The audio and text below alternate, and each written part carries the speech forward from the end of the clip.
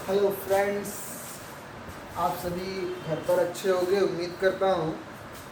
आज हम अपनी क्लास को आगे स्टार्ट करेंगे। हमने अपने तीसरे चैप्टर में पढ़ा था अकाउंटेंसी के कंसेप्ट्स यानी कि लेखांकन प्रथाएं। आज हम कन्वेंशन पढ़ेंगे कि उनकी मान्यताएं क्या क्या हैं। ठीक है, तो सबसे पहली मान्यता है पूर्ण प्रकट करने की प्रथा, convention of full disclosure. Convention of full disclosure.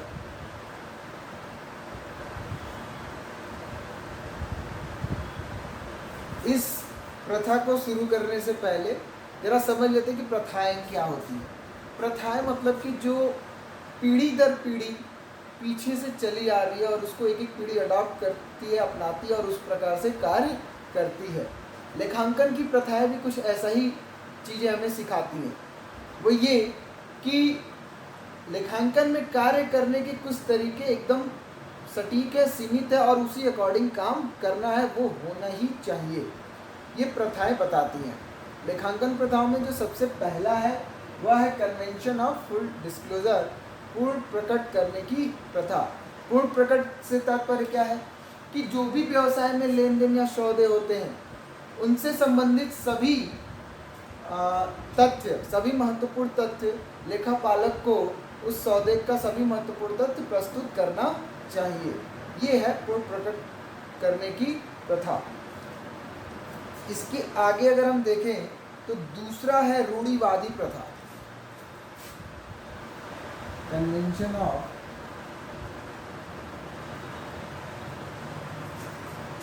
Conservatism.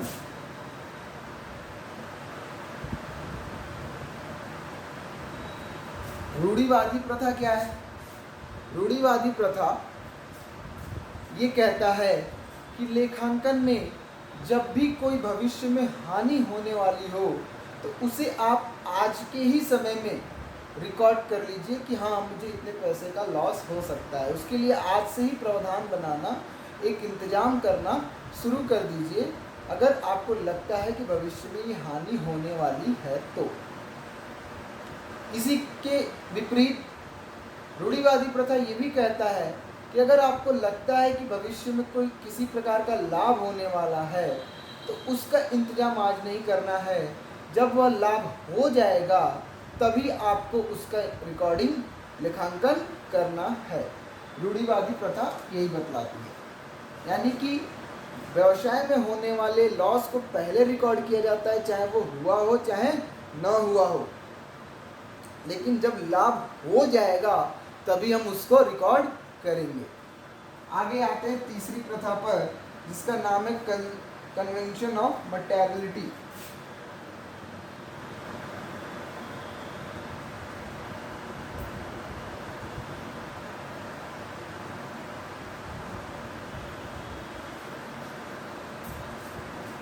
प्रमुखता की प्रथा यानी कि किसको महत्व पहले दिया जाए। प्रमुखता की प्रथा, कन्वेंशन ऑफ मटेरियलिटी। लेखापालक डिसाइड करेगा कि उस सौदे में जो सबसे महत्वपूर्ण तथ्य है उसको दिखाया ही जाए और जो महत्वहीन है उसको दिखाने का कोई भी अर्थ नहीं है। यानी कि जब हम लेखांकन करते हैं तो उस सौदे में जो महत्वपूर्ण तथ्य है उसको प्रस्तुत किया जाना चाहिए। जिसका कोई अर्थ नहीं है, जिसका कोई महत्व नहीं है, उसको प्रस्तुत करना जरूरी नहीं है। आगे अगर हम बढ़ें तो अगला है एक रूपता की प्रथा, convention of consistency. Convention of consistency. Consistency का मतलब होता है कि एक स्तर पे एक तरीके से चलना।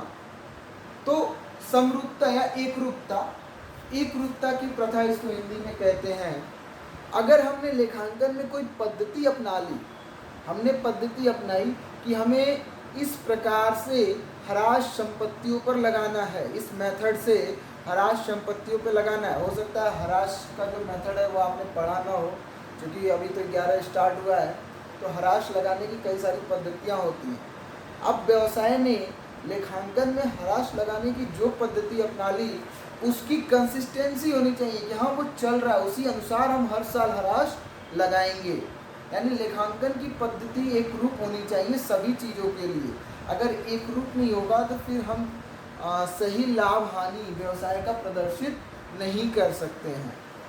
आगे है अकाउंटिंग पीरियड कन्वेंशन, लेखांकन अवधि की प्रथाएं।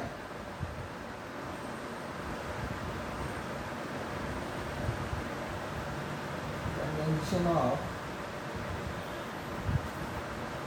अकाउंटिंग पीरियड, देखिए ये कंसेप्ट में भी था और प्रथा में भी है, अवधारणा भी है और ये प्रथा भी है कि किसी भी व्यवसाय में एक अवधि, एक निश्चित अवधि डिसाइड होनी चाहिए कि वह व्यवसाय कितने दिन पर अपने व्यवसाय की स्थिति को दिखाएगा या प्रदर्शित करेगा। ये होता है कन्वेंशन ऑफ अकाउंटिंग पीरियड। अगर हमने अप्रैल से मार्च का अवधि निर्धारित कर लिया तो हम अपना लेखांकन हमेशा अप्रैल से मार्च 1 साल के अंतराल पर बनाएंगे, हर साल का अलग अलग। तो इसे कहते हैं लेखांकन अवधि की प्रथाएं। आगे है शुद्धता की प्रथा, convention of accuracy.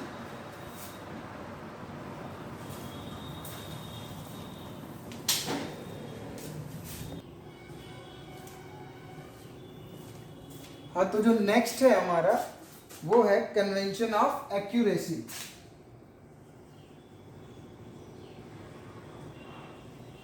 Convention of accuracy क्या कहता है? एक्यूरेसी मतलब होता है कि सही, एक्यूरेसी मतलब होता है करेक्ट, यानी कि लेखापालक जो लेखांकन कर रहा है वो वित्तीय सौदों के जो भी सूचनाएं हैं उनको बिल्कुल ही सही करेक्ट प्रकट करेगा। वह कुछ भी छुपाने का कोशिश नहीं करेगा और जितना ही वित्तीय सौदों की सूचनाएं सही होंगी उतना ही लेखांकन अच्छा माना जाता है। आगे है नेक्स्ट जो 7वां है मॉनेटरी कन्वेंशन। आपने इसको कंसेप्ट में भी पढ़ा था, मुद्रा माप की अवधारणा। प्रथा भी है ये कि लेखांकन में जो भी सौदे होते हैं उनका मुद्रा में मापन होना आवश्यक है, जरूरी है। किसी और इकाई में उसको नहीं मापा जा सकता।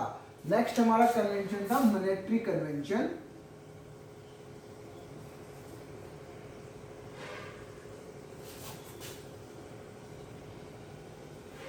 मॉनेटरी कन्वेंशन ये कहता है कि लेखांकन में होने वाले सभी सौदों को मुद्रा में मापना जरूरी है, बिना मुद्रा में मापे हम लेखांकन नहीं कर सकते। ये है मॉनेटरी कन्वेंशन। नेक्स्ट है हिस्टोरिकल रिकॉर्ड कन्वेंशन, ऐतिहासिक लेखा प्रथा।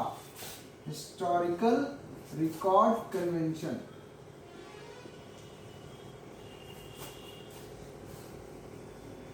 ये क्या है भाई? लेखांकन में हम उन्हीं सौदों को रिकॉर्ड कर सकते हैं जो बीत चुके हैं। भविष्य में मुझसे कोई कह दे कि भैया मैं 10 दिन बाद आपसे 10,000 रुपये का सामान खरीदूंगा, तो क्या मैं आज रिकॉर्ड कर लूं? नहीं, लेखांकन की प्रथा कहती है नहीं भैया ये काम नहीं कर सकते। हम उन्हीं ट्रांजैक्शंस को, उन्हीं सौदों को रिकॉर्ड करते हैं जो कि घट चुके हैं, जो कि बीत चुके हैं, जो कि पास्ट में हो चुके हैं। भविष्य में होने वाली घटनाओं को हम रिकॉर्ड नहीं करते हैं। सिर्फ और सिर्फ बीते हुए सौदे यानी कि जो पास्ट में घट चुके हैं उन्हीं को रिकॉर्ड किया जाता है। इसे बोलते हैं हिस्टोरिकल रिकॉर्ड कन्वेंशन। नेक्स्ट है हमारा लेखांकन समीकरण प्रथा, अकाउंटिंग इक्वेशन मेथड। इसको मैंने समझाया भी था आपको। अकाउंटिंग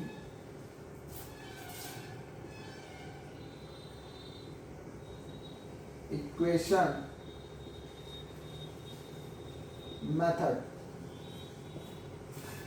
अकाउंटिंग इक्वेशन मेथड यानी कि लेखांकन में दो पक्ष होते हैं, आपको ही पता है, और लेखांकन के जो लेन देन है जो वित्तीय सौदों में रिकॉर्ड किए जाते हैं और उनको मुद्रा में मापा जाता है, यह हमेशा बीजगणितीय फॉर्मूला को डील करता है। जो दो पक्ष वाला सिस्टम है वो अलजेब्रा सिस्टम को फॉलो करता है। और अकाउंटिंग सिस्टम, अकाउंटिंग इक्वेशन बना भी है, आपको मैंने फॉर्मूला बताया था, assets equal to liability plus capital. हम जो भी चाहें ट्रांसफ़र करके अगर कैपिटल निकालना चाहते हैं तो एसेट्स में से लायबिलिटी घटाकर कैपिटल निकल जाएगा, एसेट्स निकालना है तो लायबिलिटी और कैपिटल जोड़ दे तो निकल जाएगा। मतलब उस इक्वेशन को ट्रांसफ़र करके जो भी एक पक्ष उसमें से निकालना चाहे हम निकाल सकते हैं। इसे बोलते हैं लेखांकन समीकरण की प्रथा। नेक्स्ट है हमारा व्यवसाय की निरंतरता प्रथा, कन्वेंशन ऑफ बिजनेस कंटिन्यूटी। ये बड़ा सिंपल है कि भाई कन्वेंशन ऑफ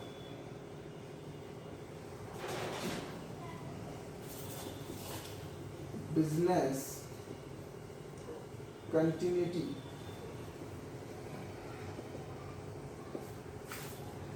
कि कोई भी व्यवसाय जो हम चला रहे हैं उसमें हमारी सोच यही होनी चाहिए कि वह निरंतर चलता रहेगा, भविष्य में हम उसे लंबा लेकर जाएंगे।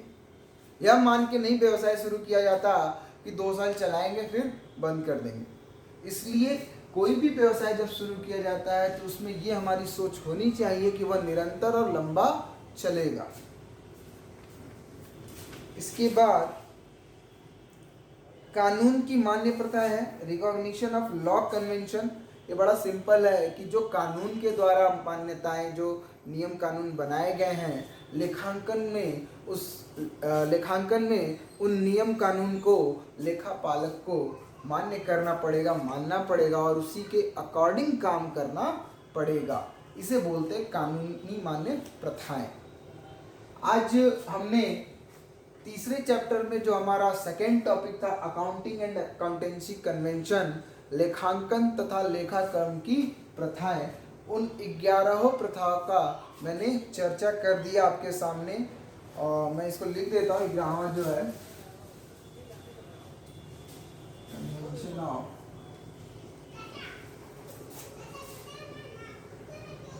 लॉ,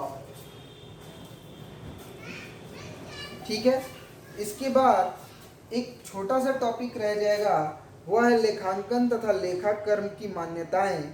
इस पर भी कल वीडियो आ जाएगा और ये चैप्टर आपका द एंड हो जाएगा।